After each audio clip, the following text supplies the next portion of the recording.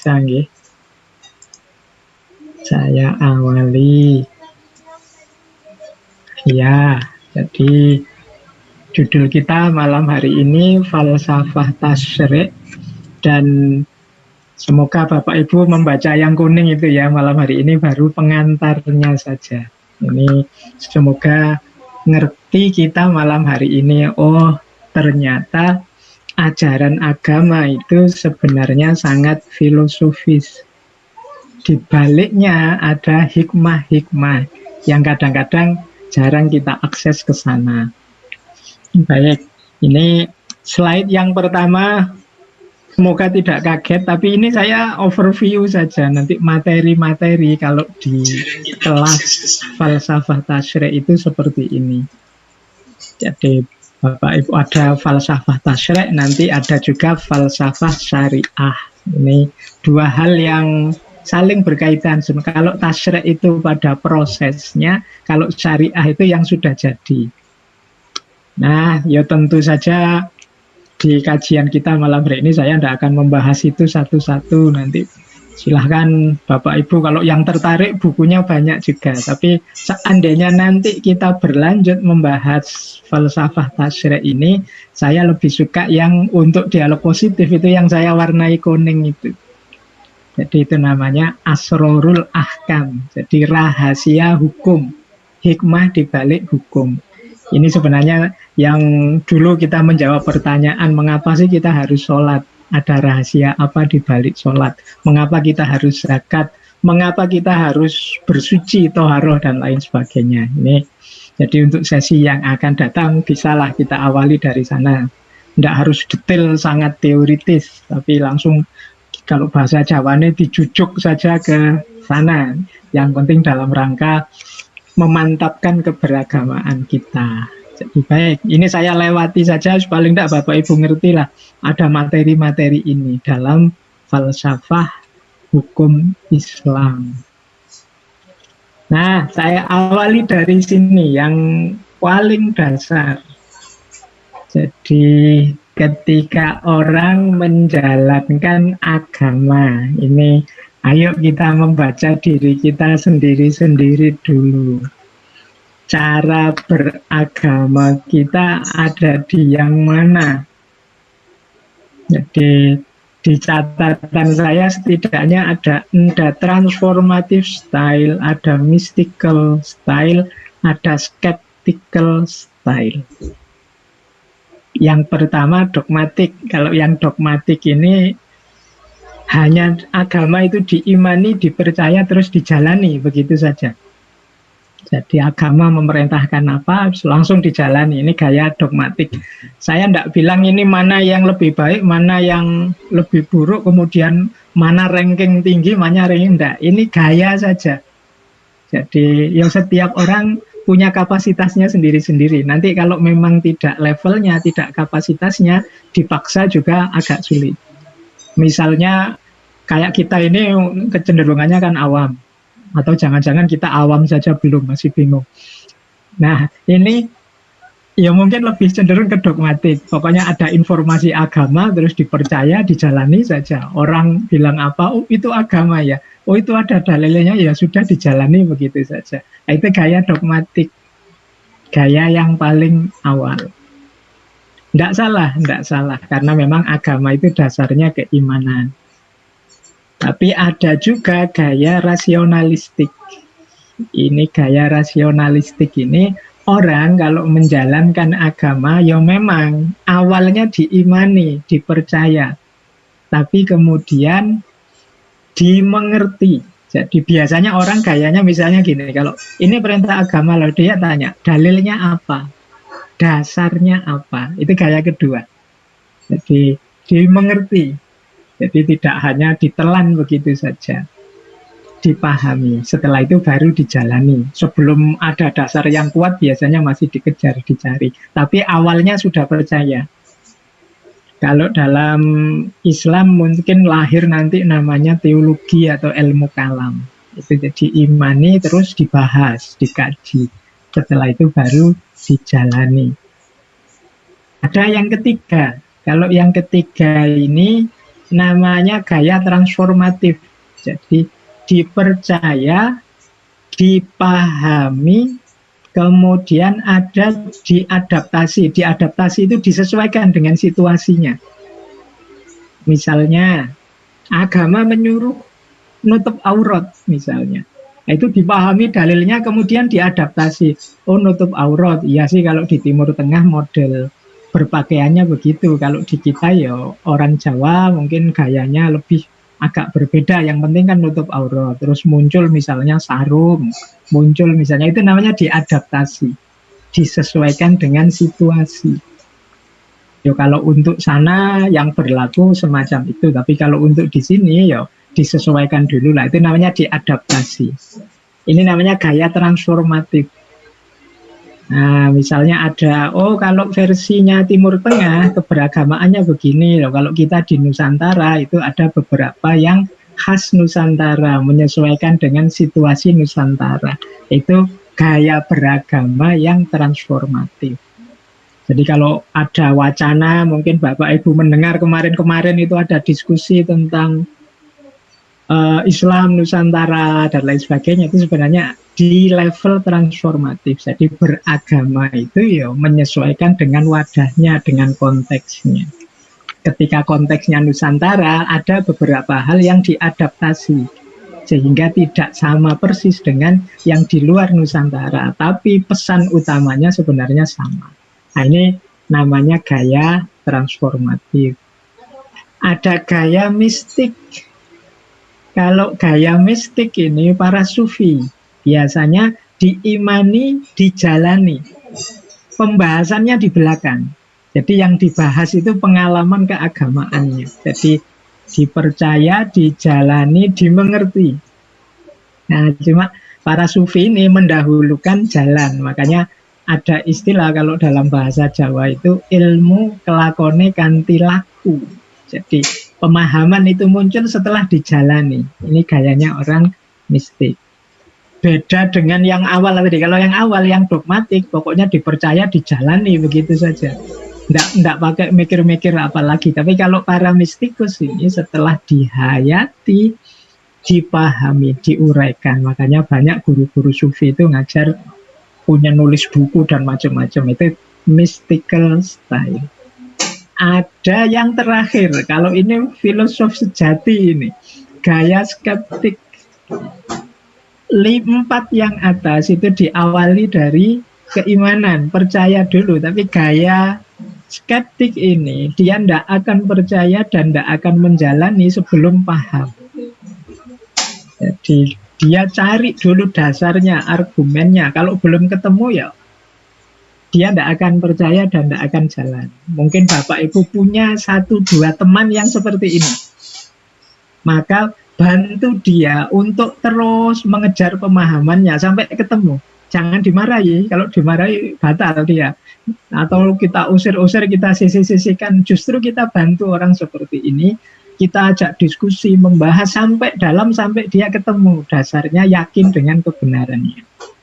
Kadang-kadang orang seperti ini kan kita jengkeli, terus kita kritik, terus kita sisih-sisihkan mereka. Nah, enggak, gaya skeptik ini biarkan dia dengan pertanyaan-pertanyaannya, kita bantu untuk jawab, kemudian sampai dia di titik percaya terhadap kebenarannya dan menjalani.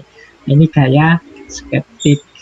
Ya mungkin di dialog positif ini macam-macam. Ini kan banyak orang. Mungkin ada yang dogmatik, ada yang rasionalistik, ada yang transformatif, ada yang mistik, ada yang skeptik. Atau ada yang di luar ini semua. Saya tidak paham apa-apa agama ini. Yang penting saya ikut saja. Mungkin ada yang begitu. Yang penting damai, Mas Faiz. Iya, yang penting damai saja. Tidak apa-apa lah.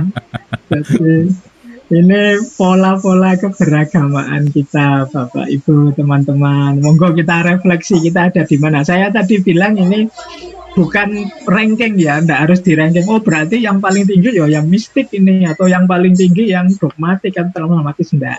Ini semacam variasi pola-pola. Semuanya arahnya nanti kembali pada Allah, ilaihi roji'un. Ini Memang saya sampaikan ini paling tidak untuk pemahaman Bapak Ibu, kalau ada macam-macam ekspresi keberagamaan, kita pahami saja, oh stylenya beda. Saya lebih cenderung gaya transformatif, beliau lebih cenderung gaya dogmatik. Oh, titik temunya ternyata di situ, kita beda gaya. Nah, dalam beragama. Semoga nanti tidak mati gaya. Terus tapi bingung sendiri cara beragamanya, tapi kita sesuaikan dengan pola-pola ini. Terus, nah sekarang kita masuk falsafah tasyri' atau hikmah tasyri' itu ada di mana?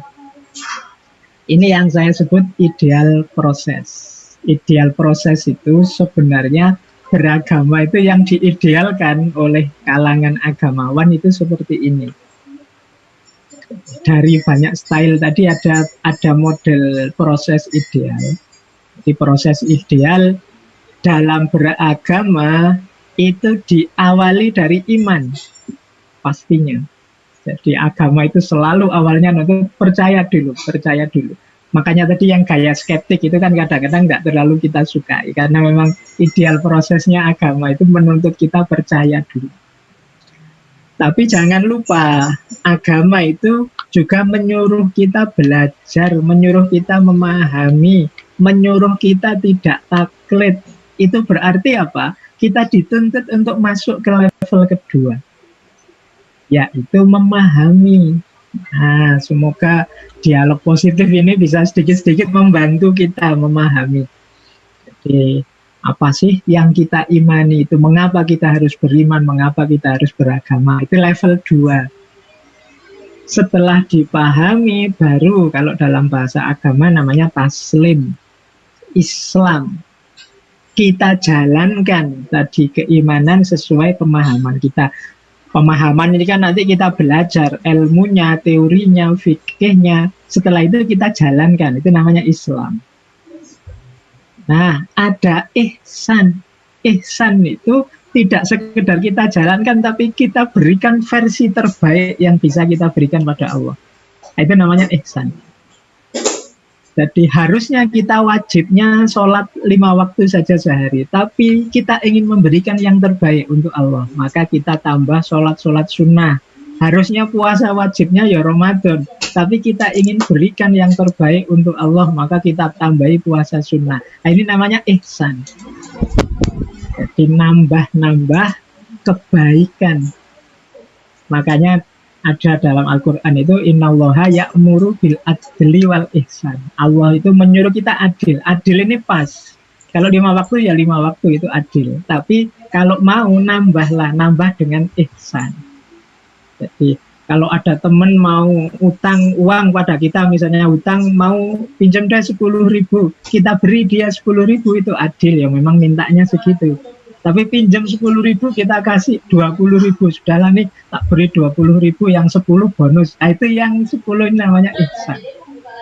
Jadi nambah. Makanya ilustrasinya ihsan itu kan ketika engkau menyembah Allah, bayangkan seolah-olah Allah melihat. Mengapa kok ilustrasinya begitu? Ya kalau kita merasa dilihat oleh Allah itu kan selalu ada rasa malu dan ingin memberikan yang terbaik. Kayak kita, mungkin teman-teman yang mahasiswa, kalau di kelas kok diawasi dosennya, itu kan biasanya terus jadi mahasiswa yang baik. Kalau dosennya pergi, baru loncat-loncat lagi, baru goyang-goyang lagi. Jadi kalau merasa diawasi dosen, ya itu kelihatan bagus. Itu biasanya kelihatan kalau pas ujian gitu kan, kalau yang ngawasi standby ngawas itu kan kita bayarnya ujian mikir. Tapi begitu yang ngawasi pergi, wah sudah, contekannya keluar semua sudah. Ihsannya hilang ya. Iya, ihsannya hilang sudah. Kita enggak mikir memberikan yang terbaik. Makanya di hadis itu ihsan itu antak budallaha ka annaka tarahu. Jadi seolah-olah kita melihat Allah atau merasa Allah melihat kita. Berarti memberikan yang terbaik pada Allah. Itu level 3. Nah, selanjutnya setelah itu ada namanya makna. Itu saya kasih garis miring dalam kajian falsafah tasyri' ada istilah asror. Asror itu dari kata-kata sir, artinya rahasia. Allah itu ketika menetapkan hukum, menetapkan aturan, menetapkan apapun itu dalam agama, itu pasti tidak iseng. Tidak hanya coba saya nguji dia mau apa enggak, pasti tidak hanya berhenti di situ. Pasti ada makna, ada rahasia di balik itu. Yang itu pasti untuk kemanfaatan kita. Maka ada makna, ada asror. Jadi disitulah nanti muncul kajian namanya falsafah tasyrik atau hikmah tasyrik. Ketika kita beragama tidak sekedar memahami, menjalani, mengimani, tapi juga mengejar rahasianya, mengejar maknanya apa sih kok kita ini disunahkan sedekah, diwajibkan zakat. Maknanya apa sih kok kita ini harus sholat, harus haji dengan segala aktivitas simboliknya. Nah, ini ada makna. Jadi kajian falsafah tasyrik itu level yang paling bawah, itu level makna, level asro. Ya tentunya kalau kita masuk ke aspek falsafah, aspek hikmah ini tambah mantap kita nanti karena ketemu rahasianya sekarang. Yang ternyata segala ketetapan Allah itu semuanya demi kebaikan kita. Nah, sampai di titik ini sebenarnya ya kita semua termasuk yang hadir malam hari ini di dialog positif, kalau kita belajar falsafah tasyrik ini ya targetnya memang semakin mantap dalam beragama.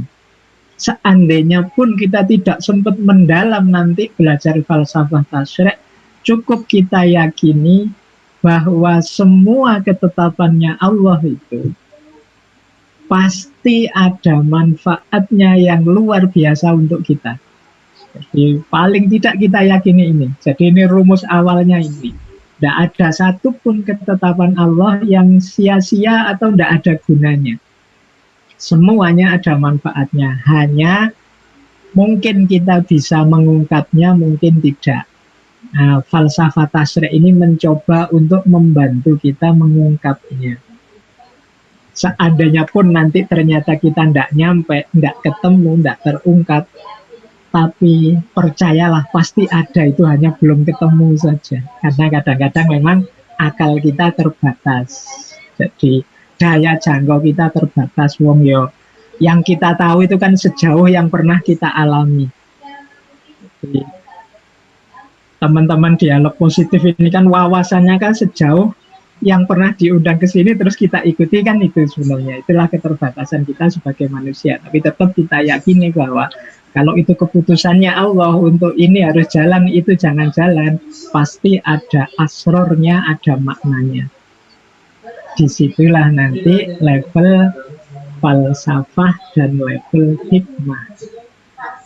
Ini kajian kita itu sebenarnya level yang paling akhir ini.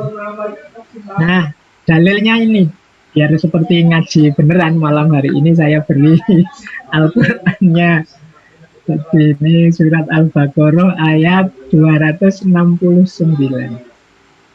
Di situ Allah menegaskan yu'til hikmata mayyasha wa mayyu'tal hikmata faqad utiya khairan katsira wa ma yadzakkaru illa ulul albab. Allah memberikan hikmah kepada yang dikehendakinya. Jadi kita ini malam hari ini mengejar hikmah, tapi kita dapat hikmah atau tidak itu Allah yang menentukan. Mungkin setelah ini ya kita biasa saja kayak tadi sebelum ngaji, atau ada sesuatu yang berubah, ada yang mind blowing lagi atau tidak, itu sebenarnya kuncinya pada Allah. Jadi yu'til hikmata mayyasha. Dari sekian ratus kajian dialog positif, mungkin ada satu dua yang jadi hikmah dalam hidup kita. Ada perubahan signifikan positif dalam hidup kita. Tapi banyak juga yang kita paham terus lewat, kita paham terus lewat. Karena memang yu'til hikmata mayyasha. Allah itu memberikan hikmah pada yang dikehendakinya. Dan barang siapa yang diberi hikmah, katanya Allah, fakot utia khairon katsiro, maka dia sungguh telah diberi kebaikan yang sangat banyak. Jadi ini katanya Al-Quran, kita harus bersyukur kalau setiap kali dialog positif ada sesuatu yang baru, ada sesuatu yang mengubah hidup kita semakin baik. Berarti kita sudah dapat hikmah. Ketika dapat hikmah berarti sebenarnya kita dapat kebaikan yang banyak. Nah, maka kita ini sebenarnya harus hidup ini harus dari bersyukur ke bersyukur. Karena Allah selalu banyak memberi kita hikmah, dan tidak bisa memang menjangkau hikmah ini, wa ma yadzakkaru, tidak bisa memahami ini illa ulul albab. Ulul albab ini salah satu terminologi orang pinter yang ada dalam Al-Quran. Jadi ada ulul absor, ada ulul nuha, ada ulul albab. Ini beda-beda maksudnya. Kalau ulul absor ini pinter, cerdas, mungkin kalau bahasa hari ini itu secara empiris. Jadi kalau ada anak pinter sains itu biasanya ulul absor, cerdas sekali membaca realitas. Ini ulul absor namanya. Nah, kan beberapa kali kita undang ya Mas Ulil Absor itu. Orangnya kan memang cerdas luar biasa. Oh, pantas ya, sesuai dengan namanya ya. Iya ya, baru tahu nih, baru tahu. Cerdas ya, jadi pandai membaca realitas, membaca hidup. Nanti ada ulun nuha. Kalau ulun nuha itu cerdas pikirannya. Jadi kemampuan berpikirnya dalam, luar biasa, itu namanya ulun nuha. Ada ulul albab. Kalau ulul albab itu dari dasar lub itu hati. Jadi memahaminya tidak hanya pakai akal, tapi hatinya juga hidup ikut menangkap pemahaman. Itu namanya ulul albab. Nah, yang bisa memahami hikmah itu berarti kalau menggunakan ayat ini ya orang-orang yang tidak hanya akalnya hidup, tapi hatinya juga harus hidup. Jadi wama yang zakaru illa ulul albab. Hati hidup itu mudahnya mungkin begini Bapak Ibu. Mungkin ada hal-hal dalam agama yang itu rasanya kok tidak masuk akal ya. Tapi hati kita bisa menerima. Misalnya, barang siapa memperbanyak sedekah, maka rezekinya akan bertambah. Itu rasanya secara rasional, orang banyak keluar, itu ya berkurang hartanya. Tapi kok malah kebalik, barang siapa memberi dapat lebih banyak. Kita menjelaskan secara rasional kontradiksi, tapi hati kita bisa menerima. Jadi karena memang ini hubungannya dengan kedermawanan. Kalau orang dermawan, mustahil dia tidak disayang oleh Allah.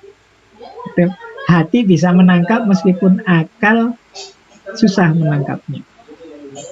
Nah itu makanya dua-duanya harus hidup. Wa ma yadzakaru illa ulul albab. Banyak hikmah yang bisa ditangkap oleh hati, tidak hanya oleh akal. Nah ini kalau teman-teman dialog positif mestinya sudah akrab dengan wacana-wacana seperti ini. Kalau bahasa psikologi kan ada multiple intelligence. Jadi multiple intelligence itu ya menangkap realitas itu ya jangan hanya dengan satu alat. Akal saja misalnya, atau panca indera saja. Kita punya banyak sekali alat yang lain. Kita masih punya naluri, kita masih punya nurani, kita masih punya intuisi, kita masih punya imajinasi banyak. Jadi menangkapnya ya pakai, misalnya kita lihat lukisan yang abstrak itu ya mungkin menangkapnya pakai imajinasi, jangan pakai yang empiris. Kalau pakai yang empiris mungkin ini gambar apa ya kok nggak jelas, tapi kalau imajinasi kita yang menangkap bisa, oh ini ada sesuatu ini yang tidak bisa hanya ditangkap dengan mata. Nah ini namanya multiple intelligence. Nah itu kalau dalam Al-Quran istilahnya orang-orang yang nyampe level ulul albab, yang bisa menangkap hikmah.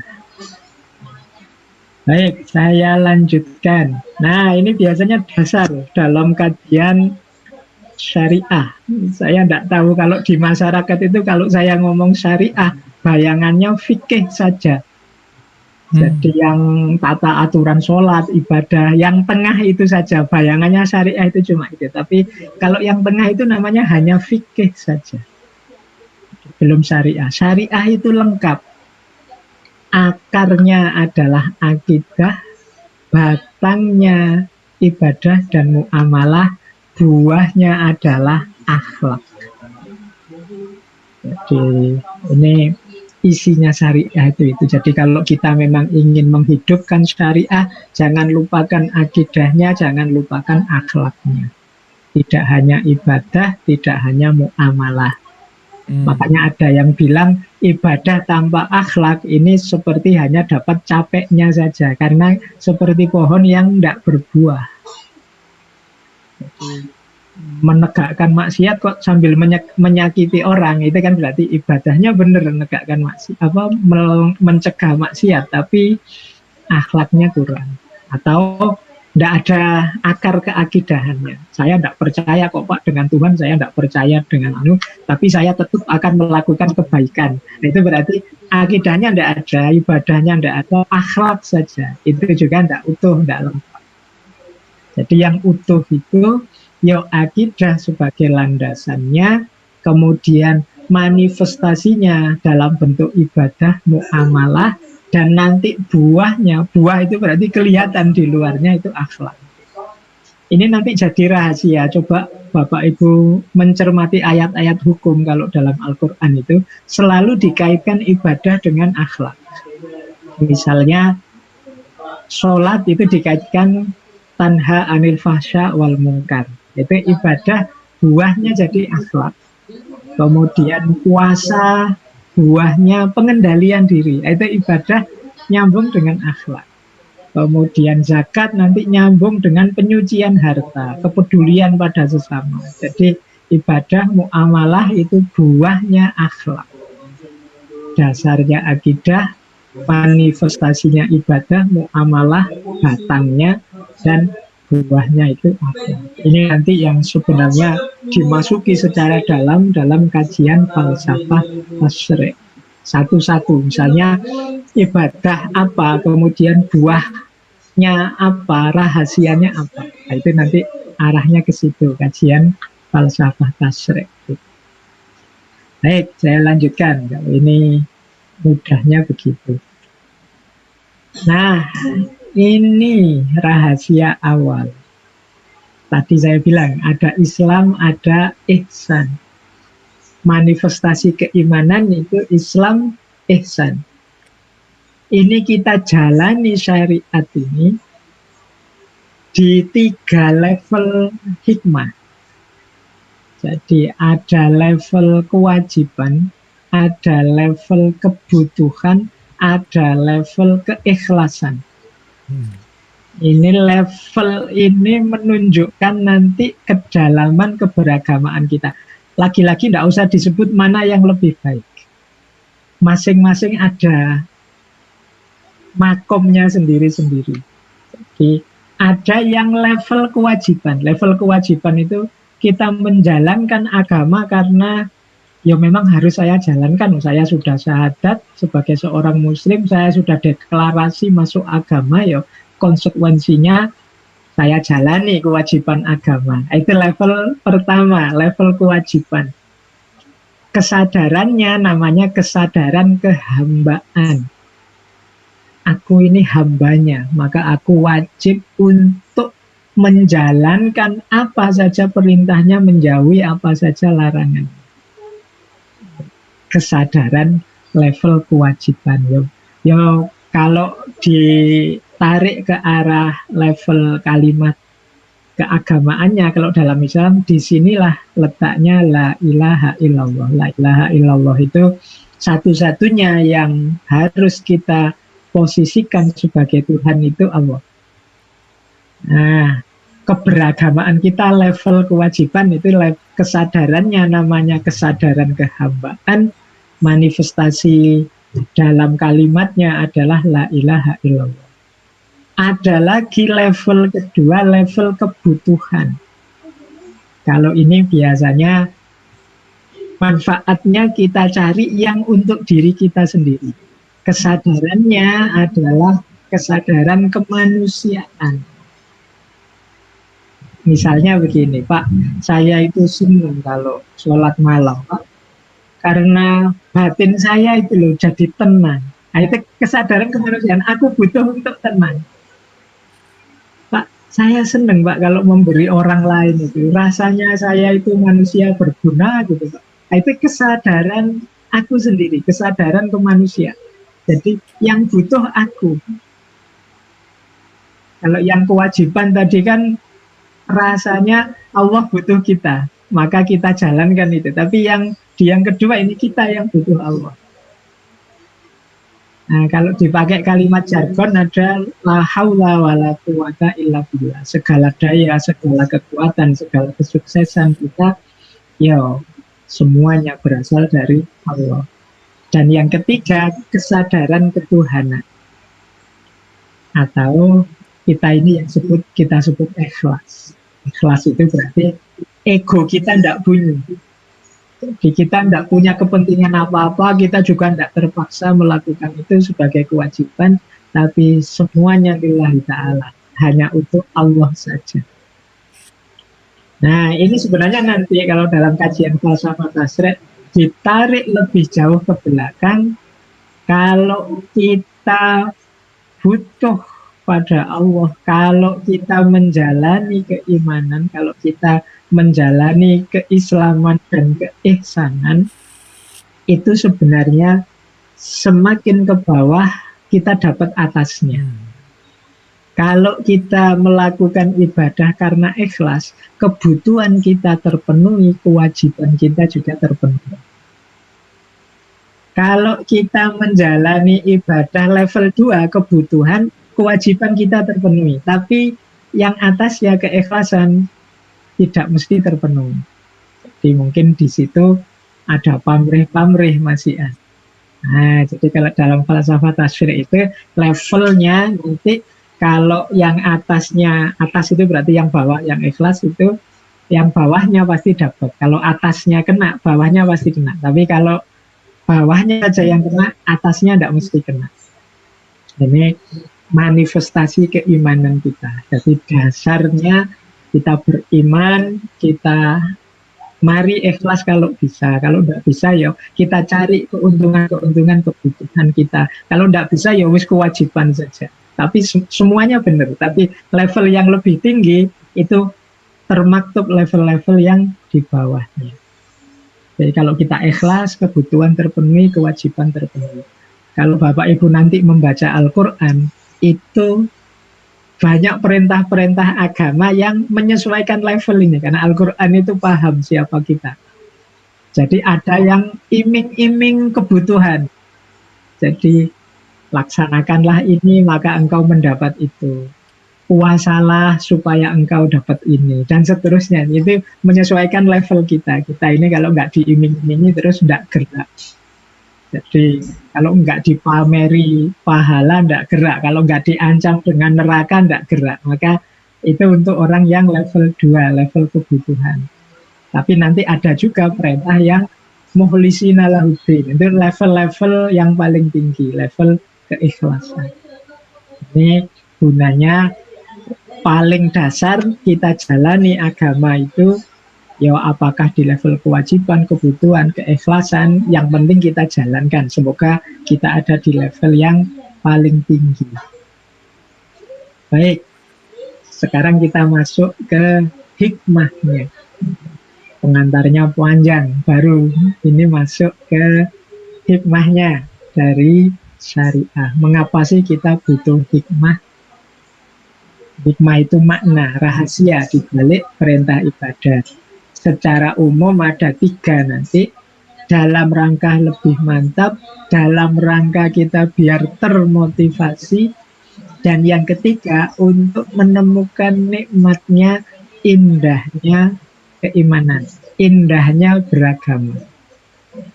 Kalau kita tahu rahasianya kan nikmat. Kalau kita ngerti asrornya, maknanya, itu kan lebih indah beragama itu, lebih mantap, kita lebih termotivasi. Ini kalau di buku-buku falsafah tasyri' ini namanya rahasia mengapa kita harus menemukan hikmah. Biar kalau beragama tambah mantep, rasanya agama itu tambah indah dan semakin nikmat. Nikmat itu berarti tidak sekedar agama jadi beban. Kan banyak dalam hidup kita ini agama itu rasanya beban. Hari ini banyak orang yang mengeluh pada agama. Bahkan tidak cuma awam kayak kita, banyak intelektual itu yang mulai dalam tanda petik tidak nyaman dengan agama karena merasa wah, agama ini sumber masalah, agama ini sumber persoalan, agama itu membuat kita malah jauh dari nilai-nilai kemanusiaan. Banyak hari ini yang begitu. Maka mungkin sudah saatnya kita masuk lebih dalam biar tidak salah paham terhadap agama. Ya mungkin agen-agen oknum-oknum tertentu yang membuat kita sebenarnya terus gerah dengan agama. Sementara agamanya sendiri sebenarnya tidak begitu. Tidak sedangkal yang dipahami banyak orang. Disitulah gunanya kita masuk ke ranah falsafah atau hikmah. Nah, kalau ini alatnya. Jadi alat untuk menangkap hikmah ini. Saya tidak tahu istilah yang pas apa menangkap itu. Bayangannya kayak menangkap hantu apa menangkap apa itu. Iya. Istilahnya menangkap itu tidak apa-apa lah untuk menemukan. Tapi kalau istilahnya menemukan seolah-olah tidak sengaja itu nemu saja. Tapi ini memang kita ingin mencapai itu. Jadi ada namanya bayan. Bayan itu berarti nakli. Kita kejar hikmah dari nas.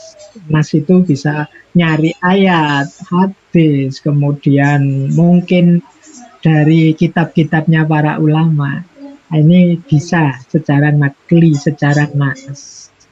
Caranya namanya bayan. Ini mungkin para ulama, cendekiawan muslim, orang-orang yang terdidik rohaniawan bidang agama yang punya kapasitas bisa mengejar hikmah lewat bayan. Jadi penjelasan secara nas. Nah, biasanya pakai dalil-dalil. Ada juga mungkin yang nasnya mungkin tidak terlalu kuat, tapi akalnya kuat. Logikanya jalan. Namanya alatnya burhan. Burhan itu demonstrasi logis. Jadi ketika misalnya orang menjelaskan hal-hal dalam agama, dia bisa menguraikan rahasianya secara rasional. Itu burhan. Jadi, misalnya ya, contoh burhan itu ahli kesehatan. Dia bisa menjelaskan manfaatnya sholat secara kesehatan. Ini burhan. Ahli psikologi bisa menjelaskan mungkin manfaatnya puasa secara psikologis. Itu burhan. Jadi menangkap hikmahnya ibadah dengan kemampuan akal. Nah, ini semakin banyak perspektif di sini biasanya imannya terus tambah kuat. Wah iya ya, ternyata sholat itu ibadah itu menguatkan fisik juga ternyata. Itu burhan. Dicari ayatnya tidak ada, dicari hadisnya mungkin tidak ada. Tapi ahli-ahli ini bisa mendemonstrasikan dengan akal budinya. Nah, ini juga jadi kalau akli itu akal ya, Mas Faiz? Iya. Akli Kalau itu pakai nakli, akal. kalau nakli? Nakli itu nakal. Nakal itu ya yang teks biasanya. Oh, teks, oke. Nah, kalau di Indonesia biasanya ada istilah dinukil. Nah, dinukil itu berarti diambil dari teksnya. Diambil dari nas. Caranya namanya bayan. Bayan itu artinya menjelaskan. Kalau burhan artinya menampakkan, mendemonstrasikan. Ya, ada nakli, ada akli, pakai naks atau teks. Kalau akli ini pakai akal, dicari sendiri. Nah, ada yang ketiga, ini zauki. Zauki itu rasa. Jadi ini berarti mencari hikmah dari pengalaman. Alatnya namanya irfan. Makanya mungkin Bapak Ibu kalau baca buku-buku sufi itu, para sufi besar itu disebut kaum arif. Jadi arif, ya arif itu ya dari kata irfan, pengetahuan yang sifatnya zauki. Ini pengetahuan dari pengalaman langsung. Kalau menurut Imam Ghazali yang ketiga ini paling kuat karena ngalami sendiri. Yes. Kalau akal itu kan masih di dalam tanda petik ada spekulasi-spekulasi rasional. Kalau nas biasanya hanya diikuti saja bunyinya nas, masih berjarak. Tapi yang zauki ini yang ngalami sendiri langsung. Makanya penjelasannya para sufi itu biasanya lebih menyentuh, lebih nyambung dengan kita. Mengapa? Dasarnya zauki, mereka mengalami sendiri langsung. Iya. Iya, jadi ya mungkin teman-teman yang muda-muda kalau dinasihati temennya, misalnya dinasihati, "Mbok kamu jangan pacaran nanti ganggu kuliah." Itu kalau yang nasihati ngalami sendiri pernah pacaran dan kuliahnya terganggu, itu kan lebih valid informasinya. Ya. Jadi Ada pengalaman ya. daripada cuma dikira-kira saja, mungkin mengganggu loh karena enggak, yang saya ngalami sendiri langsung, itu kan infonya lebih masuk. Iya. Jadi lebih nyambung. Makanya mungkin teman-teman dialog positif sudah merasakan. Kalau yang ngomong para sufi, itu kadang-kadang ngomongnya itu biasa, standar, nadanya datar, tapi bisa menyentuh kita. Tidak banyak improve macam-macam, beliau itu ngomongnya pendek-pendek sedikit, tapi bisa menyentuh kita. Kenapa? Zauki. Jadi dari hati langsung menyentuh ke dalam hati. Jadi hasil dari pengalaman langsung. Tidak hanya membaca buku, tidak hanya dikira-kira pakai akal. Ya, bayan tadi kan nas ya, bahasanya membaca kitab. Hanya info dari buku, dari kitab. Kalau yang kedua hanya kalkulasi rasional. Sementara yang ketiga ini zauki, saya ngalami sendiri langsung. Nah ini tiga-tiganya bisa menangkap hikmah sebenarnya. Baik nakli maupun akli maupun zauki. Jadi ini kemampuan kita.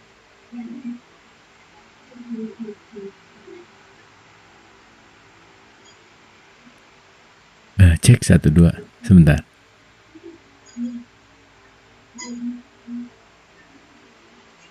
Teman-teman, ibu dan bapak, suara saya masih terdengar jelas nggak?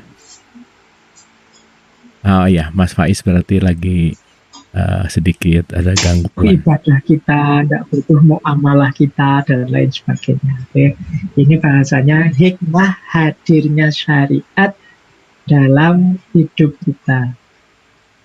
Yang pertama dan yang kedua mungkin mudah kita pahami, memperkokoh keimanan dan manifestasi keimanan. Manifestasi keimanan itu kan kita kan sudah yakin bahwa Allah ada, kitab suci, Rasul dan macam-macam. Bentuk konkretnya keyakinan itu yang menjalankan perintahnya, menjauhi larangan. Ini level 1, 2 insya Allah Bapak Ibu paham. Terus ada yang ketiga, ini sebenarnya yang harus digali, bahwa syariat itu adalah wujud cintanya Allah kepada manusia. Jadi, mengapa sih Allah itu menurunkan syariat, menurunkan aturan? Toh Allah sudah memberi kita akal. Enggak, Allah itu sangat sayang, sangat cinta pada manusia. Maka khawatir manusia ini tersesat, khawatir manusia ini salah jalan. Maka segala cara dilakukan dalam tanda petik oleh Allah agar kita tidak tersesat. Jadi ada kitab suci, ada nabi, rasul, ada ilham pada para wali, para ulama lewat ilmunya. Ini sebenarnya manifestasi dari cintanya Allah kepada kita. Itu mungkin kalau ada waktu kita bahas ya tentang bagaimana hakikatnya agama itu adalah cinta, atau Islam itu sebenarnya agama cinta. Agama cinta itu tidak sekedar agama yang mengajarkan cinta, tapi agama yang hakikatnya adalah cinta. Agama yang awal dan akhirnya adalah cinta. Mode relasi antar variabelnya, makhluk dengan Tuhannya, makhluk dengan Nabi Rasulnya, itu selalu saja diidealkan yang paling tinggi ya cinta. Nah, jadi ini wujud cintanya Allah kepada manusia. Dan kalau yang keempat itu kita semua paham, ini pedoman standar kebenaran dalam hidup kita. Allah itu memberi standar-standar lebih memudahkan kita. Jadi tadi saya bilang Allah itu tidak butuh ibadah kita, diturunkan justru untuk kepentingan kita. Jadi ini hikmah hadirnya syariat. Nah, ini hasilnya. Tadi kan kita berjuang menangkap, sekarang level penangkapannya ini kayak pemburu hantu ini sekarang baru dapat ini, dapat apa enggak ini. Hasilnya ini ya, hasilnya. Iya. Okay. Mengejar-ngejar hikmah itu dapat apa enggak ya. Oke, hasilnya ini. Ada yang jahil itu nggak dapat zong, jadi ya dikejar-kejar nggak ketemu ya sudahlah, pasrah saja. Kita tetap patuh, kita tetap taat kepada Allah. Mungkin memang wawasan kita nggak nyampe, atau belum waktunya, atau perlu lebih dalam lagi, nggak apa-apa. Jadi ada level jahil. Ada lagi naik satu level, ini level taklid. Kalau ini sebenarnya berusaha sendiri zong, tapi ada orang lain yang sukses nemu, ya sudah, saya ikut hikmah yang sudah ditemukan yang lain. Tidak masalah. Jadi, loh kok ulama itu luar biasa, alhamdulillah bisa mengungkap hikmahnya. Saya setuju dengan beliau, saya ikut sajalah, tidak apa-apa. Karena setiap orang kapasitasnya beda-beda. Kalau mengejar sendiri tidak mampu, ya kita ikuti yang sudah sukses. Jadi, yang kedua, taklid. Jadi, ikut saja yang sudah ditemukan orang. Ada level 3, naik satu level, zon itu dapat, tapi benar enggak ya? Kita masih ragu-ragu. Jangan-jangan ini rahasianya, tapi apa iya ya? Saya masih belum berani ngomong ke orang-orang ini. Saya itu merasakan begini loh.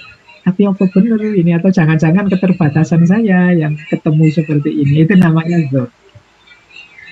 Jadi tidak apa-apa, boleh diikuti, kan ada hadis qudsi itu, ana inda dzonni abdi, aku seperti anggapan hambaku kepadaku. Terserah dianggap apa, tidak apa-apa, meskipun levelnya tidak meyakinkan zon, tapi tetap bisa diikuti.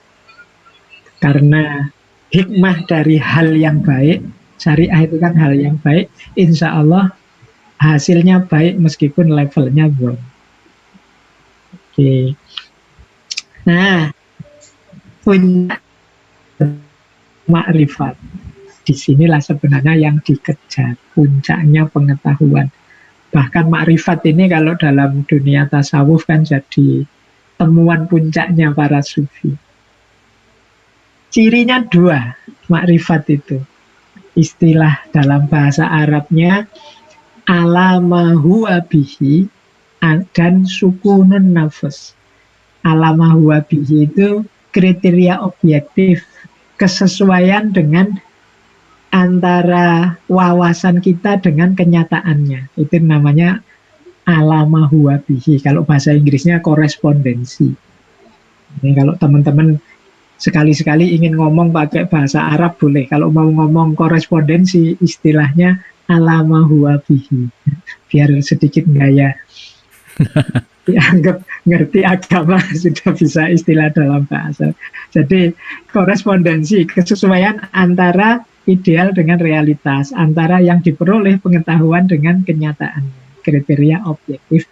Oh iya, kalau kita rajin sedekah, maka kerukunan tercipta antar sesama, kemudian harta kita juga tidak habis.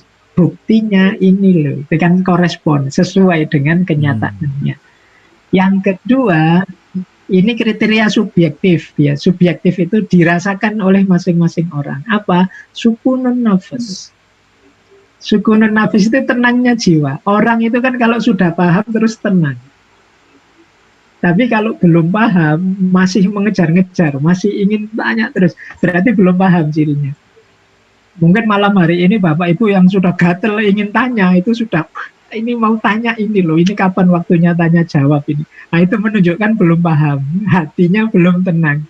Kalau yang sudah paham, tenang sekarang, saya paham, itu yang dimaksud itu, yang dimaksud itu. Jadi ilm itu, makrifat itu sukunun nafas, tenangnya jiwa.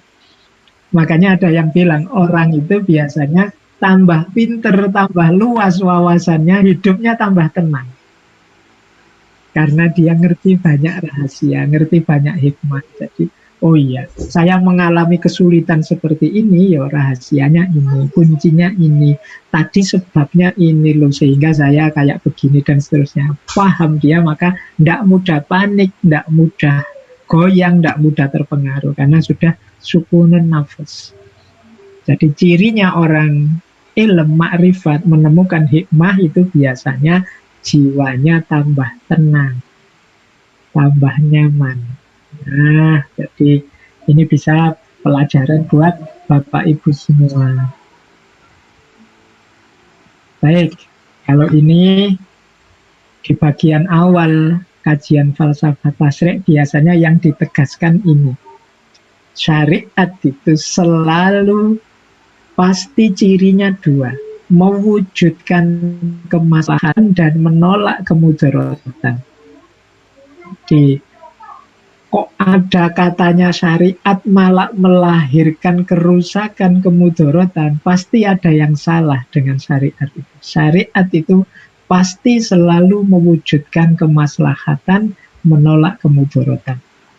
Yang bahaya-bahaya disingkirkan, yang baik-baik diwujudkan. Ini prinsip dasar.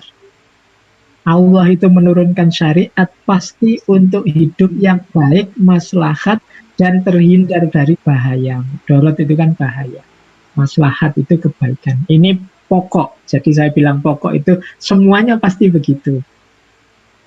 Kalau ada yang tidak begitu, harus kita evaluasi lagi. Mungkin kita salah memahami atau salah menerapkannya. Ini tujuan pokok dasarnya.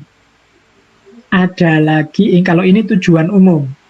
Nah, kalau ini khusus, kalau ini terkenal sekali, tujuan pokok syariat, atau kadang-kadang dikenal sebagai makosid syariah. Jadi, tujuan-tujuannya syariat. Jadi aturan agama apapun tidak akan keluar dari 5 tujuan pokok ini. Syariat yang manapun harus ada hubungannya dengan umum. Berarti perilaku apapun yang nabrak 5 prinsip ini disebut makosid syariah, bisa dipastikan dia nabrak syariat. Tidak cocok dengan prinsipnya agama. Yang pertama adalah hifdzuddin. Hifdzuddin itu menjaga agama. Perilaku apapun yang merusak agama, perilaku apapun yang menghancurkan agama, meruntuhkan nama baik agama, itu pasti perilaku yang tidak syar'i. Kalau atas nama agama kita melakukan yang kita benci semuanya, terorisme, itu kan meruntuhkan nilai agama. Itu berarti tidak hifdzuddin. Perilaku itu pasti tidak syar'i. Jadi kita tidak usah capek-capek nyari dalilnya, itu pasti tidak syar'i. Kita melakukan sesuatu yang menjatuhkan nama agama, itu pasti tidak syar'i. Nah, itu karena prinsip dasarnya syariat itu menjaga agama. Tidak mungkin ada perilaku yang merusak nama agama kok disebut syariat. Yang kedua, hifdzun nafas. Hifdzun nafas ini menjaga jiwa. Menjaga kesehatan itu termasuk menjaga jiwa. Jadi boleh teman-teman pakai dalil ini untuk memberitahu orang-orang yang tidak mau menerapkan protokol kesehatan. Ya, jadi kalau ada yang disuruh maskeran, tidak mau, menjaga jarak, tidak mau. Kita ini oleh syariat diperintahkan untuk menjaga jiwa. Kalau kita mengabaikan amanat jiwa, amanat hidup yang diberikan oleh Allah, perilaku kita ini tidak syar'i namanya. Jadi maka pakai masker, kemudian menjaga jarak, mungkin juga hari ini ikut imunisasi, itu bagian dari syariat bab hifdzun nafas. Kita menjaga jiwa. Ini prinsip kedua. Jadi menjaga kesehatan itu kan termasuk menjaga jiwa. Jadi teman-teman juga mari diperhatikan ini. Jadi urusannya tidak cuma dengan pembunuhan, perampokan, itu kan biasanya ilustrasinya menjaga jiwa itu ke situ. Jangan sampai kita membunuh atau dibunuh. Tidak, menjaga kesehatan juga menjaga jiwa. Maka kemarin waktu Mas Abu sakit, itu harus libur memang dialog positif. Kalau tidak libur nekat kajian saja, itu bisa dianggap bunuh diri nanti. Bisa dianggap tidak menjaga kesehatan, tidak tidur nafas. Harus tidak beraktivitas, jadi itu dalam rangka hifdzun nafas perintahnya agama. Oke. Itu prinsip kedua. Prinsip ketiga, hifdzul akal. Menjaga akal, menjaga kewarasan berpikir kita. Wah, kalau hari ini banyak narkoba itu bisa merusak pemikiran kita. Kemudian apalagi pornografi bisa merusak akal. Informasi-informasi hoax yang tidak sehat, yang itu banyak yang merusak akal. Jadi boleh kita dengan dasar ini kemudian melarang orang, mbok jangan narkoba, mbok jangan pornografi, mbok jangan, kenapa? Syariat itu untuk menjaga akal. Jangan melakukan aktivitas yang merusak akal. Karena kita ini diperintahkan menjaga akal sehat. Jadi sering saya sampaikan di banyak sesi, dalam hidup ini ada 3 hal dasar yang harus kita jaga di luar 5 ini ya. Yang pertama badan sehat, yang kedua akal sehat, yang ketiga nilai dan norma. Ini sebenarnya kunci hidup kita bisa beres, bisa lancar di semua segi. Dan syariat juga menyuruh kita hifdzul akli. Kemudian ada hifdzun nasl. Hifdzun nasl itu artinya keturunan, termasuk juga menghormati institusi keluarga. Maka seks bebas itu harus dilarang. Kenapa? Merusak nasl. Kemarin rame itu pelakor-pelakoran, itu kan rame, ada kasus-kasus pelakor lah, apalah, itu tidak hifdzun nasl. Jadi tidak menjaga garis keturunan. Islam sangat menghargai ini, institusi keluarga. Nah, yang terakhir hifdzul mal, menjaga harta. Jangan melanggar miliknya orang lain, jangan melakukan tipu-tipu, jangan nabrak, menggolimi orang untuk menjarah hartanya, macam-macam. Itu hifdzul mal, jangan merugikan orang. Jadi syariat itu hadir, ketetapan Allah yang manapun jenisnya itu pasti dalam rangka tujuan-tujuan pokok syariat ini. Pasti tidak ada yang keluar dari situ. Jadi maka tugas kita untuk mencermati ini rahasianya ada di mana syariat yang ini, biar kita semakin mantap. Jadi, secara umum ya targetnya 5 ini, nanti masing-masing ibadah bisa, oh kalau ibadah ini dalam rangka hifdzun nasl, hifdzul mal, hifdzul akal. Jadi kalau ibadah yang itu dalam rangka hifdzuddin, kalau yang ini menjaga jiwa dan seterusnya. Mengapa sih kok orang Islam dilarang zina? Oh dalam rangka hifdzun nasl, menjaga keturunan. Mengapa sih kok ada larangan riba misalnya? Oh dalam rangka hifdzul mal, menjaga harta dan lain sebagainya. Jadi syariat itu nanti arahnya pasti ke situ. Tidak boleh dibalik itu, Pak, saya yang penting kan menjalankan perintahnya Allah, tidak ketemu ini kan juga tidak apa-apa, itu namanya dibalik. Misalnya saya kan anti maksiat, Pak. Kalau ada orang berzina, ya saya tabrak dengan cara dipukuli, dengan cara enggak. Nah, itu mungkin hifdzul nasl, tapi tidak dengan hifdzun nafas, karena kita mukuli orang, ngebruki orang. Nah, itu nabrak yang lainnya. Atau melarang orang minuman keras. Minuman keras itu kan merusak akal. Tapi dengan cara kita geruduk, kita jarah tokonya, nah itu tidak hifdzul mal, tidak hifdzun nafas. Jadi kalau dalam Islam itu ya harus utuh ini tujuan pokok syariat ini. Kelima hal ini harus terjaga dan terjamin. Disitulah rahasianya Allah menurunkan syariat. Jadi hakikatnya semuanya untuk kepentingan kita. Kadang-kadang kita saja yang salah membaca atau membacanya parsial. Jadi membacanya sepotong-sepotong. Hanya kepentingan agama saja kita melupakan hifdzun nafas, kepentingan menjaga jiwa. Hanya kepentingan akal saja kita lupa hifdzul mal, menjaga harta dan lain sebagainya. Itu makanya pentingnya kita ngerti dasar-dasar tujuan syariat. Kalau ini tidak terwujud, ya bahasa lainnya berarti hadirnya syariat itu tidak sukses. Jadi tidak berhasil. Jadi harusnya hadirnya syariat itu menghidupkan tujuannya ini. Ya yang paling utama tadi, kemaslahatannya lahir, kemudian mudorotnya hilang. Baik, masih ada waktu Mas Abu? 5 menit lagi boleh Mas Faiz? Boleh ya, ini terlalu asik bicara sampai lupa nengok jam. Iya seru, ini luar biasa asik, ini rangkaiannya mantap. Ini yang terakhir sudah, biar nggak terlalu panjang, next time kita lanjutkan. Jadi perhatikan Bapak Ibu, ini kadang-kadang kita yang awam ini sering asal nabrak dalam menggunakan dalil, menggunakan kategori. Perhatikan yang pertama, syariat itu jenisnya ada yang usuliyah, ada yang furu'iyah. Usul ini yang pokok, furu' ini yang cabang. Nah, yang jadi kunci yang usul, jangan yang furu'. Yang furu' ini beda-beda tidak masalah.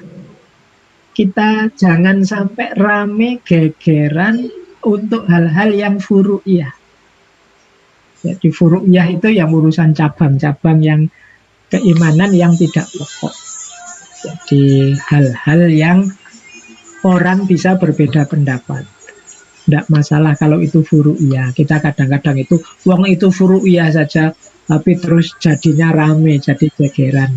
Yang harus kita pedomani yang usuliyah. Usuliyah itu ya keimanan dasar, keislaman dasar, itu usuliyah. Tapi untuk hal yang furu', tidak harus kita gegeran. Silahkan masing-masing perspektif, silahkan jalan sesuai kebenaran yang diyakini.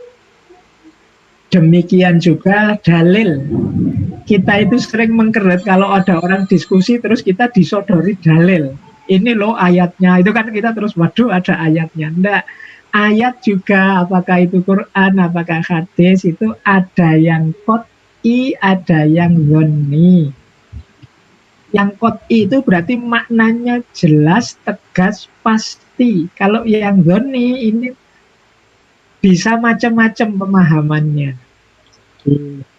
Kadang-kadang kita disodori ayat itu sebenarnya ayat itu dhonni. Tapi kita dipaksa harus menyepakati makna A. Itu kita boleh, oh enggak kok, saya lebih suka makna yang B, menurut saya lebih cocok makna yang B, itu enggak masalah. Di dalil itu ada yang qot'i, ada yang dhonni. Jadi kalau teman-teman disodori dalil, enggak harus kesusu mengkeret, berarti aku salah, ini berarti aku enggak. Coba dicek, itu qot'i apa dhonni. Kalau dhonni ya mungkin ada beda-beda tafsir, beda pemahaman, enggak masalah. Yang kelihatan misalnya ayat tertentu, misalnya kalau dalam perdebatan itu kan banyak sehari-hari itu, misalnya tentang cara berpakaian, tentang mungkin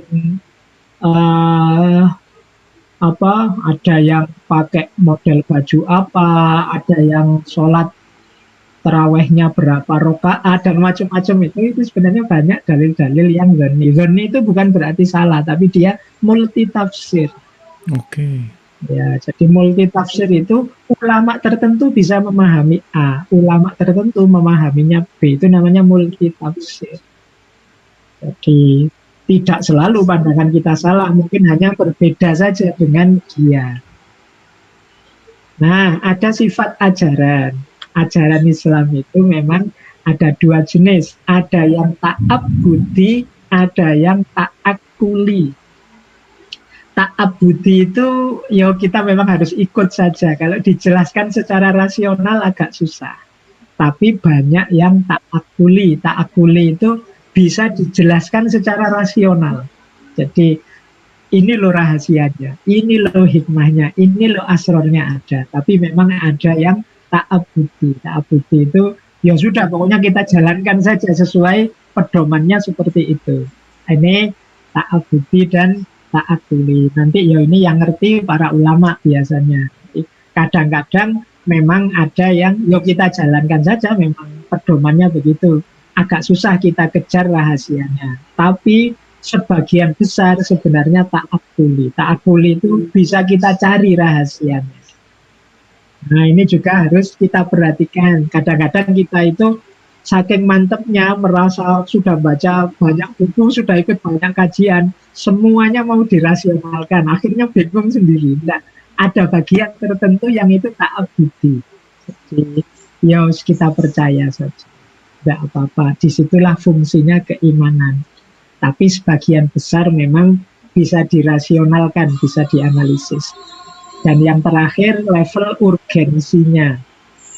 Ini juga banyak di antara kita yang salah memahami syariat levelnya. Urgensi itu level kepentingannya. Ada yang doruri. Doruri itu sebut saja gawat darurat primer. Dia harus ada. Tidak boleh tidak. Ada yang haji. Haji itu dalam istilahnya mudahnya hajat, kebutuhan. Ini kita butuhkan untuk menyempurnakan yang doruri. Ada yang tahsini itu sebut saja tersier. Kalau ini yo suka-suka kita. Mau ada boleh, seperti apa boleh. Asal doruri sama hajinya terpenuhi. Ringkasnya saya kasih contoh biar mudah. Menutup aurat. Menutup aurat itu, menutup auratnya doruri. Tapi kan kita butuh alat untuk menutup aurat. Mungkin kita butuh kain, mungkin butuh kertas misalnya, kalau tidak ada kain, ada plastik apa-apa untuk menutup aurat, kita kan butuh itu.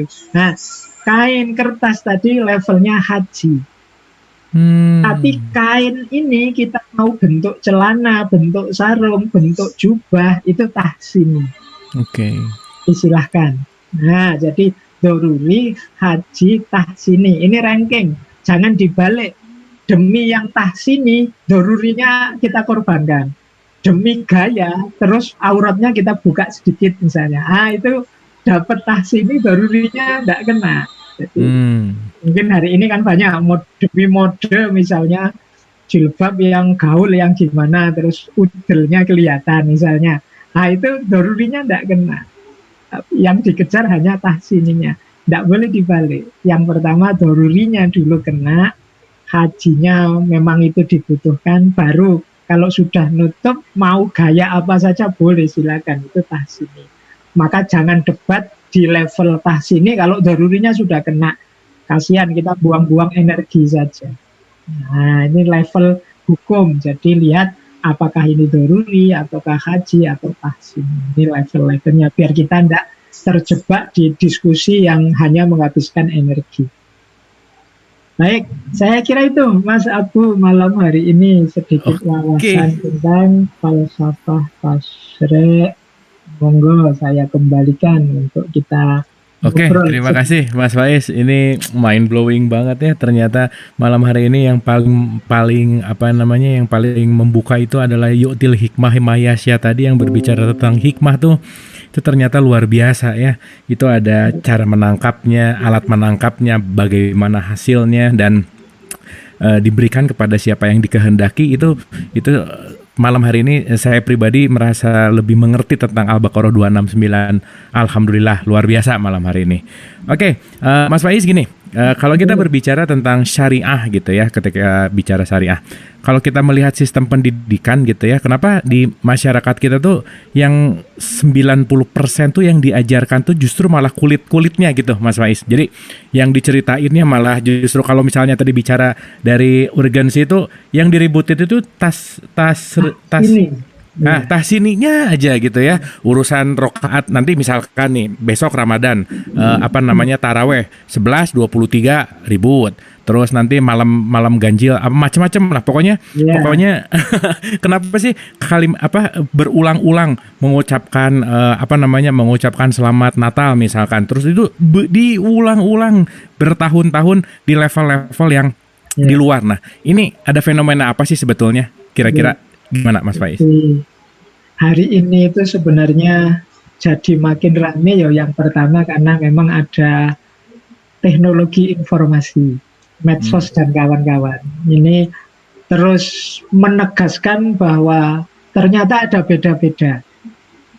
Nah, kalau yang usuliyah atau yang doruri tadi itu kan biasanya kita seragam. Kalau sudah seragam memang orang nggak ribut lagi, nggak dibahas lagi, sudah selesai. Cuma kemudian kita hari ini banyak meributkan yang beda-beda ini. Tanpa kita sadari, kemudian seolah-olah yang beda ini dari tas ini kita posisikan kayak doruri. Jadi kita tidak sadar bahwa itu hanya furu'iyah, itu hanya persoalan-persoalan kecil yang orang sangat mungkin berbeda pendapat. Itu hanya tahsini, level tersier, yang silahkan kita mau ngambil yang mana saja. Tapi kesadaran ininya belum ada, yang ada adalah bahwa aku beda dengan kamu. Orang itu ketika merasa kita ini melaksanakan sholat yang sama, kok aku beda dengan kamu, biasanya terus yang dikejar siapa yang lebih benar. Kemudian terus masing-masing berusaha meyakinkan lawan debatnya bahwa yang paling benar adalah aku. Terus rame seolah-olah ini doruri, padahal itu hanya tahsini sebenarnya. Sebenarnya itu selesai tidak dengan cara berlomba mencari siapa yang benar, tapi saling menghargai kebenaran masing-masing. Jadi ini yang selama ini kita kurang. Kita melupakan aspek etik berbeda pendapat ini. Selama ini kita lebih ditekankan pada aspek mencari kebenaran yang satu untuk semuanya. Nah, ini yang sering terus jadi masalah. Pendidikan kita juga sering begitu. Paradigmanya mencari yang paling benar, yang puncaknya kebenaran untuk semuanya. Melupakan bahwa kebenaran pun ada level-levelnya. Ada level usuliyah, ada furu'iyah, ada yang doruri, haji, tahsini. Yang itu mungkin masing-masing orang boleh dan memang sangat mungkin beda-beda. Yang dilakukan bukan mencari yang paling benar, tapi saling menghargai perbedaan. Jadi menurut saya solusinya tetap masuk lewat pintu etik, tidak lagi lewat pintu kebenaran yang tunggal tadi. Bagaimana kita menyikapi perbedaan. Okay. Intinya kembali ke menjaga agama tadi gitu ya, Mas Faiz. Menjaga agama, menjaga jiwa, akal, harta, kemudian keturunan. Oke. Terima kasih, Mas Faiz. Saya masih banyak pertanyaan sebetulnya, cuman ini teman-teman udah pada raise hand dan ada pertanyaan. Ini udah banyak yang nanya juga. Silahkan kalau ada yang mau bertanya boleh raise hand, boleh chat. Yang di YouTube juga langsung chat aja. Oke, di sini udah ada Bapak Ten Rustendi. Bapak Ten Rustendi ini raise hand. Silahkan, apakah mau bertanya? Oh, kayaknya kepencet ya. Oke. Mas Fuad mau tanya? Oh, kayaknya kepencet juga. Oke, kalau gitu kita ke Mas Aryo. Mas Aryo silakan. Kalau diizinkan, saya ingin mengajukan 2 pertanyaan. Ya, silakan. Ya, jadi untuk yang pertama, agama itu setahu saya kan berlandaskan kepada akhlak ya. Terus saya dengar-dengar nih, katanya ada nih yang namanya revolusi akhlak. Nah, ini gimana ini perkembangannya? Apakah ada hambatan atau seperti apa?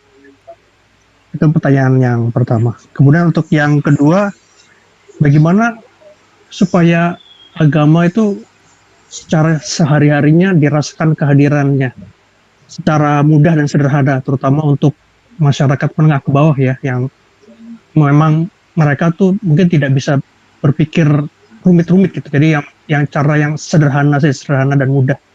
Jadi gimana caranya? Itu pertanyaan yang kedua. Itu saja. Terima kasih.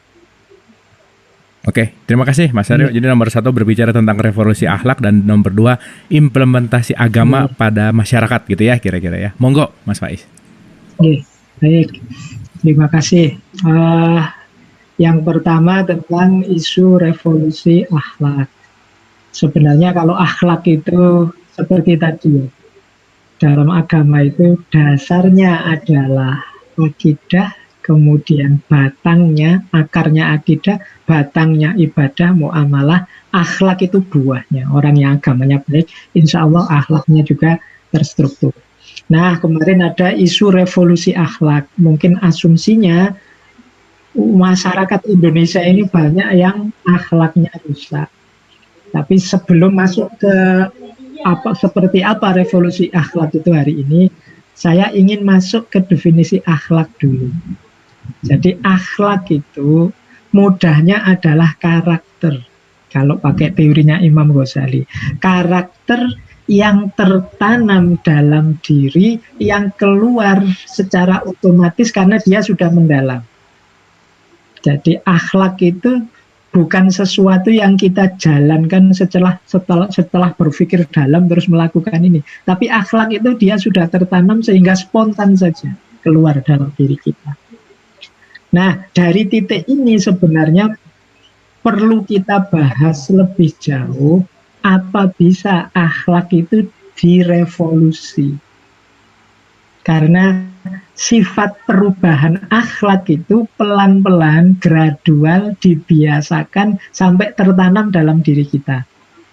Sementara istilah revolusi sendiri itu perubahan drastis tiba-tiba langsung. Nah, jadi menurut saya untuk memperbaiki akhlak itu kita harus punya step-step, strategi-strategi pelan-pelan penanaman sehingga masuk dalam jiwa kita, sehingga akhlak kita kemudian terbiasakan dengan akhlak yang berbeda. Atau mungkin konsep revolusi akhlaknya adalah menanamkan akhlak secara pelan-pelan. Kalau semacam ini visible itu mungkin dijangkau. Jadi untuk menanamkan akhlak tidak bisa prosesnya sekali jadi, harus revolutif. Orang tidak bisa dipaksa jadi orang baik secara langsung tiba-tiba sekarang, itu tidak bisa. Kalau dia terpaksa melakukan kebaikan, sedekah misalnya dipaksa, ini bukan berarti dia berubah jadi baik, ya karena sedang terpaksa saja. Akhlak itu yang tertanam dalam jiwa, yang keluar bahkan secara otomatis, bahkan tidak dipikir dulu. Kalau istilahnya Imam Ghazali, min ghairi fikrin waruwiyatin. Enggak, orang akhlaknya baik itu melakukan kebaikan keluar begitu saja. Untuk bisa nyampe level akhlak ini perlu penanaman. Kalau istilahnya Imam Ghazali, ya pembiasaan. Maka revolusi akhlak itu satu-satunya jalan harus dilakukan dengan cara membiasakan kebaikan-kebaikan secara terus-menerus. Tidak bisa dilakukan secara tiba-tiba. Makanya kita sekarang bingung sampai mana progres revolusi akhlak yang sudah kita semua sering katakan itu, ya memang kita harus bikin skema-skema pembiasaan akhlak yang itu. Untuk yang nomor satu, kalau ada yang tanya komentar saya sekarang sampai di mana revolusi akhlak itu. Jadi ya memang menumbuhkan akhlak itu pembiasaan, tidak bisa langsung secara revolutif kalau menurut saya. Nah, yang kedua, kemudian tentang beragama untuk kita yang simpel saja. Ya memang untuk kita yang awam itu memang susah kalau memang harus dipaksa dalam. Saya ingat itu kata-katanya Konfusius. Jadi menemukan kebenaran, menemukan kebijaksanaan, wisdom itu jalannya sebenarnya ada 3. Yang pertama imitasi, yang kedua refleksi, dan yang ketiga pengalaman. Ini 3 jalan untuk menemukan hikmah kebenaran termasuk dalam agama. Ya kalau kita yang awam, orang yang susah diajak berpikir level filosofis hikmah tadi, yang mudah kita lakukan adalah level pertama, level imitasi. Kita tiru orang-orang yang sudah baik. Jadi kita lihat orang-orang yang mungkin bisa kita teladani. Kalau tentang fikih, ya kita cari ulama fikih, mungkin kita cari ulama tasawuf. Pokoknya imitasi, kita tiru, itu gaya pertama. Ada gaya kedua. Gaya kedua ini refleksi. Kalau ini butuh orang-orang yang punya kemampuan berpikir lebih. Jadi orang-orang yang mampu menganalisis. Ini agak berat, mungkin orang biasa ya susah refleksi. Ada yang ketiga, Yang ketiga ini orang awam mungkin juga bisa, buah dari pengalaman. Tapi katanya Konfusius, yang ketiga ini biasanya pahit. Jadi pahit itu merasakan susah dulu terus baru dapat pelajaran dari situ. Merasakan ketemu masalah dulu terus dapat pelajaran dari situ. Itu kalau pengalaman itu pahit. Jadi meskipun dari situ juga bisa belajar. Nah, ya saran saya untuk teman-teman beragama yang tidak rumit, yang biasa itu cari, kalau bahasa sosiologinya cari patron-patron yang bisa dipercaya, bisa diteladani secara imitasi. Bagi yang biasa-biasa kayak saya ini yo, saya tidak ahli fikih ya saya ikut ulama yang ahli fikih yang saya rasa cocok. Ini namanya mengimitasi. Bagi yang pinter-pinter silahkan refleksi. Tapi meskipun kita tidak belajar, pasti akan belajar kalau didorong oleh pengalaman. Jadi sebenarnya saya tidak ingin tahu kok Pak tentang teorinya poligami misalnya. Yo kok tiba-tiba terpaksa harus dipaksa menikah lagi. Nah, itu kan karena pengalaman terus. Itu kepepet pengalaman kali itu ya.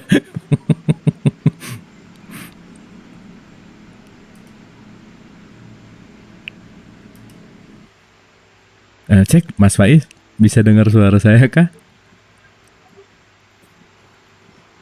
Sebentar teman-teman, ibu dan bapak, saya masih kedengeran suaranya? Oh iya ya, berarti Mas Faiz nih agak drop sebentar sedikit, hilang di saya. Waduh, ini ngomongin poligami langsung hilang nih. Bentar.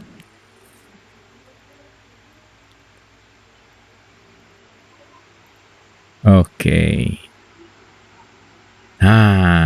Betul, drop, sinyalnya drop. Oke, ini pertanyaannya masih ada. Aduh, ini mohon maaf, udah jam 9, mungkin 2 pertanyaan terakhir ya, Ibu dan Bapak, teman-teman semua yang ada di YouTube juga. Kita sambil tunggu Mas Faiz kembali lagi ke ke Zoom. Yang di YouTube terima kasih, yang di YouTube juga terima kasih kedengeran. Iya, terima kasih yang di YouTube.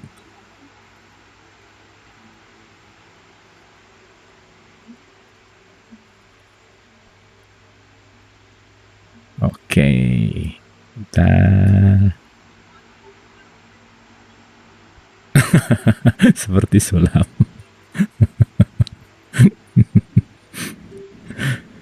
Nggak boleh. Berarti walaupun dipaksa tetap nggak boleh. Iya. Bentar ya, kita tunggu Mas Faiz lagi. Nah, udah balik lagi. Mohon maaf ini sedikit biasa ini. Oke. Nggak tadi ngomongin poligami langsung hilang Mas. Nggak boleh memang ngomong itu. Oke. Monggo dilanjut Mas Faiz. Jadi banyak memang kalau orang biasa seperti kita itu terpaksa belajar karena pengalaman. Kayak tadi misalnya tiba-tiba harus bahas waris. Nah, itu kan ya terpaksa sekarang belajar waris karena sedang mengalami kebutuhan untuk menghitung waris. Nah, itu katanya Confucius ini pahit. Pokoknya ilmu yang harus nunggu pengalaman dulu itu pahit biasanya. Karena ada kasus dulu, ada masalah dulu, baru kita sekarang belajar tentang makanan yang mengandung kolesterol. Itu biasanya setelah kita kolesterolnya tinggi. Kita belajar gimana caranya, ya setelah kena COVID terus kita belajar gimana ya obat-obat yang bisa meringankan COVID. Kemarin nggak terlalu peduli begitu kena. Nah, itu pelajaran yang dari pengalaman ini pahit. Jadi maka semoga tidak lewat pengalaman pelajaran kita, karena banyak pengalaman itu melalui hal yang pahit dulu, tapi paling tidak bisa lewat imitasi, meniru para ulama, meniru para tokoh yang utama. Syukur-syukur kemampuan kita juga untuk refleksi, gitu, belajar, berpikir. Itu jadi keberagamaan yang menurut saya ringan. Oke. Pak Aryo. Siap. Baik. Mas Faiz, ini juga menjawab 3 pertanyaan sekaligus sebetulnya, soalnya banyak yang bertanya tadi tentang mengapa syariat itu tertampak seperti complicated, terus beragama itu seperti susah, terus banyak aturannya. Mungkin ya itu tadi ya, mempermudah dengan cara-cara ya itu tadi imitasi, refleksi dan pengalaman dan balik lagi kembali kepada mengikuti sesuatu yang mudah gitu ya, kira-kira ya Mas Faiz. Ya, jadi kita ikuti yang mudah saja. Jadi begini, hikmah tasyri, falsafah tasyri ini tidak wajib tahu. Kita lebih mantap dalam beriman. Sebenarnya rahasianya di situ. Kita lebih serius karena memahami. Tadi saya bilang kita bisa menjangkau nikmatnya iman. Jadi nikmatnya beragama, kita bisa sampai ke sana. Itu kalau kita bisa menjangkau falsafah atau hikmah tasyri ini. Tapi enggak nyampe pun enggak apa-apa, enggak tahu pun enggak apa-apa. Karena memang tidak tuntutan wajib dalam agama. Oke, terima kasih Mas Faiz. Baik, ini karena sudah jam 9:05, mungkin ini pertanyaan terakhir. Mohon maaf teman-teman di YouTube, teman-teman di Zoom, ini banyak pertanyaan yang mungkin tidak bisa dibahas malam hari ini. Mudah-mudahan mudah-mudahan bisa di lain waktu. Mas Faiz nanti akan kembali. Oh, ini ada Pak Ruslan raise hand. Coba kita ke Pak Ruslan dulu. Silakan Pak Ruslan.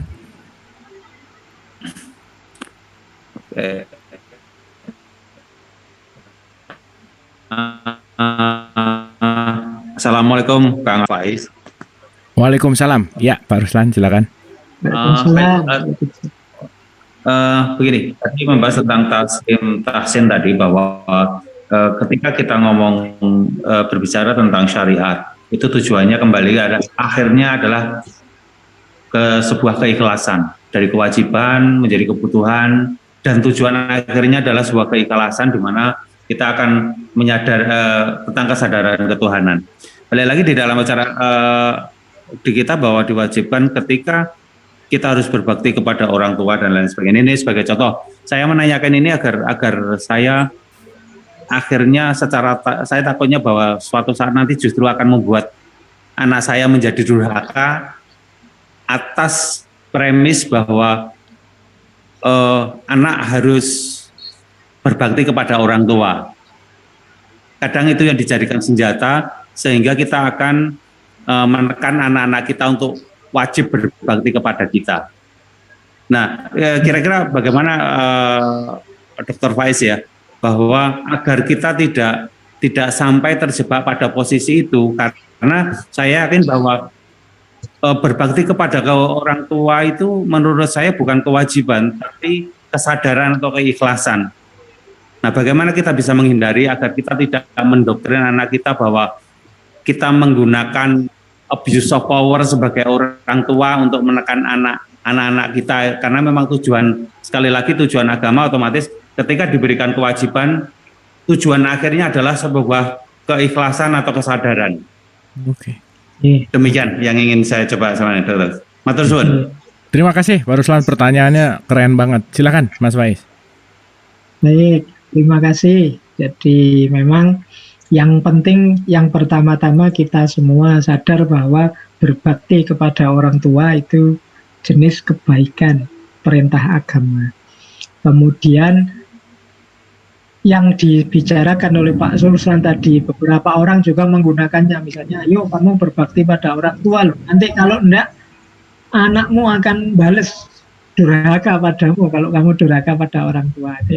Ini mungkin semacam retorika atau semacam strategi untuk menanamkan kebaikan. Jadi strategi itu kan dua, dengan cara mengiming-imingi balasan yang baik atau mengancam dengan balasan yang buruk. Jadi makanya secara umum kan kita itu sering diiming-imingi, kalau baik balasan surga, kalau buruk siksaan neraka. Ini mirip seperti tadi. Jadi kalau kau buruk pada orang tua, nanti anakmu akan membalas durhaka. Ini sebenarnya level 2 dari tadi, dalam kewajiban ataukah kebutuhan ataukah keikhlasan yang ketiga tadi, yang dibicarakan oleh Pak Ruslan tadi, situasi mengancam tadi, itu sebenarnya level 2. Level masih ada pamrih-pamrih mengapa durhaka padaku, itu level 2 sebenarnya, takut dengan ancaman. Yuk, kalau bisa memang level 3 kita jalankan kebaikan, berbakti pada orang tua itu sebagai sebentuk kesadaran kita sebagai anak, dan tidak karena pamrih apa-apa, bahkan juga bukan karena pamrih balas jasa.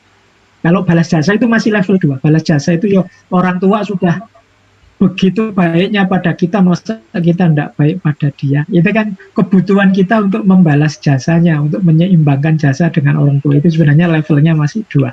Kalau level 3 itu tidak ada hubungannya dengan dulu orang tua kita baik apa enggak, atau nanti kita dibalas anak kita apa enggak. Semuanya lillahi ta'ala. Tapi memang ada level-level psikis, level-level keimanan, level-level kepercayaan yang ada di level 2. Makanya tadi saya bilang kadang